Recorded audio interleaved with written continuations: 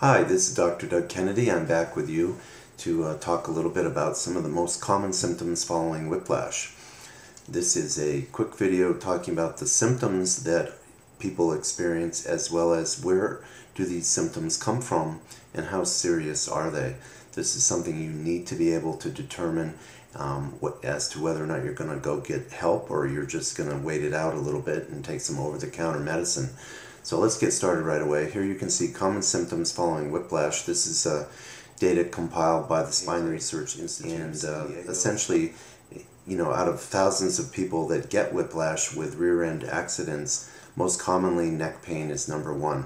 Now, the next most common, tied with fatigue, is headache, 57 and 56%, and then shoulder pain, anxiety, pain between the shoulder blades, low back pain, sleep disturbance, upper limb paresthesia, which means numbness, sensitivity to noise, and the rest of this shows concentration can be affected. You might have blurred vision. Now this is blurry, so don't be alarmed. Irritability is another one, dysphagia or difficulty in swallowing. Sometimes there's a little swelling in your neck, and if you have swelling, you may have a hard time swallowing, almost like you've got something caught in your throat. If this doesn't go away quickly, then you need to have it checked out because there may be a bleed closer to the spine, a little bit of blood that's stuck in there. Dizziness, forgetfulness, upper limb pain, upper limb weakness, much more severe when this happens if you start having difficulty holding things. If you're holding a cup of coffee and all of a sudden you're just dropping it, this is not something to wait out. You definitely want to go seek out medical care right away. So let's look at what some of these symptoms might look like. Here's a referred pain pattern, also from Dr. Art Croft's poster board. And basically what I want you to notice here is that these are the areas of the spine starting at the top, working its way down to T2, which is just below your shoulder blades, just at the top of your shoulder blades, the base of your neck. Look at, if you have an injury down low here, low in your neck, these lower vertebrae, look how it can refer pain to the front of your chest. Now this is not a shoulder belt injury, this is pain coming from your neck. This area over here is quite interesting because many people will complain of this dull, achy pain between their shoulder blades or along the top of the shoulder blades, and they want to rub it, massage it, put Bengay, whatever, and it doesn't seem to go away. That's because this pain is coming from the neck, and let's look at where it might be coming from in the neck. So this is a picture of two vertebrae in the spine and the disc in the middle that is essentially meant to be a shock absorber and a spacer. Now the integrity of the spine is held together. It's a bit like a ship's mast. There's that one pole going up the mast, but then there's all those little wires. And what holds our spine together and allows it to be very flexible yet strong is that we have these rigid parts, which are the bone, and then we have quite a bit of tension structures. So these, this blue area here in the back, this blue area in the front, these are tension structures, and they're designed to basically help hold everything together.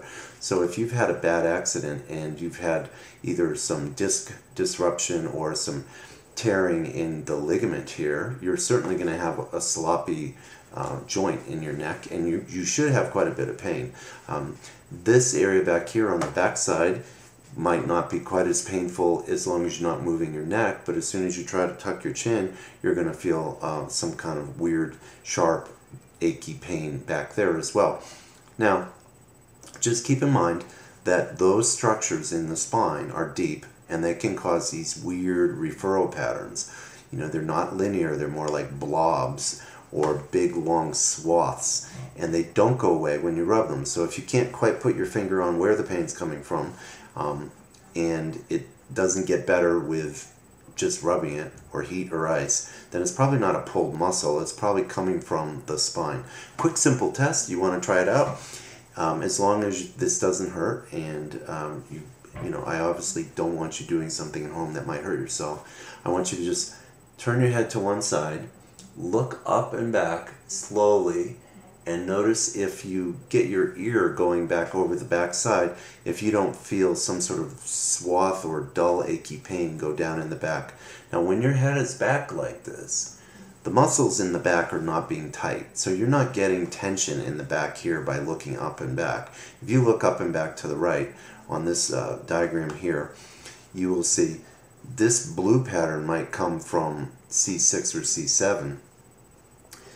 The muscles at C6 and 7 are not being stretched right here. If anything, the capsule, the spine is being compressed, causing this pain. So this is a referred pain, meaning it occurs in one place and it refers out to somewhere else.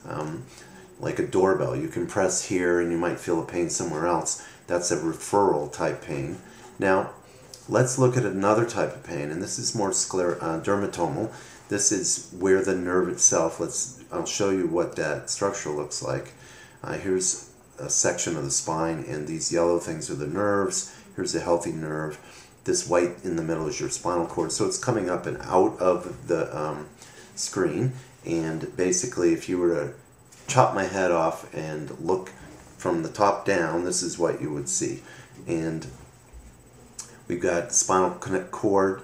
Over on this side here in red, you'll see there's a posterior lateral disc herniation. This just means the disc is pushing out to the back and to the side. It could push right against the nerve and give you pain. It can give you what's called radiculopathy, or more of a linear pain. The radical nerve root is from the Latin meaning root.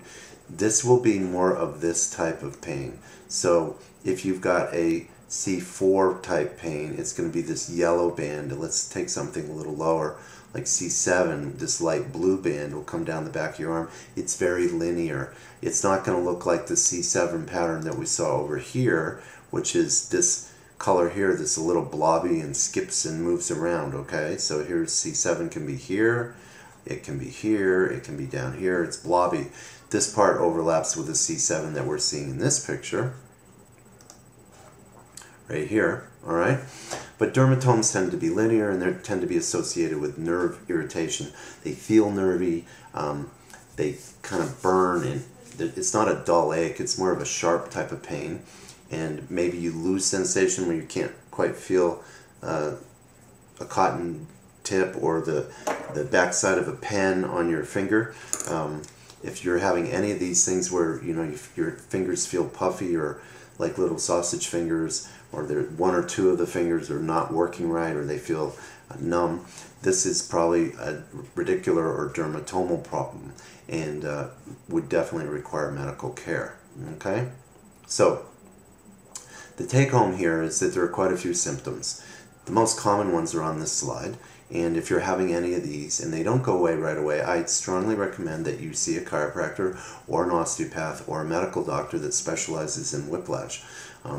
Don't go to just any person. Look around, find an expert in your area that has trained in whiplash, because the last thing you want to do is just see somebody that's going to say, well, if it hurts, I'm really good at massage, I'm going to just dig in your neck and we'll get that fixed. Well, if they go digging in this area and they irritate the nerve root even more, which can be done quite easily in this part of the neck, you may have a sore arm for days and days, and they might do damage. So look for an expert. You want to look for somebody that's done their homework, that treats this all the time and is gentle and willing to send you out to get some imaging, x-rays, MRI, CT scan, that sort of thing.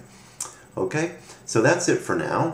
Thanks for joining me. This is basically entitled Common Symptoms of Whiplash. It's meant to give you an idea of where the symptoms come from, how severe they might be, what are the common ones, and essentially I will see you in the next video. In that video, we're going to talk about how you can know whether or not you need to go in right away or not. Okay? So I'll see you on the other side.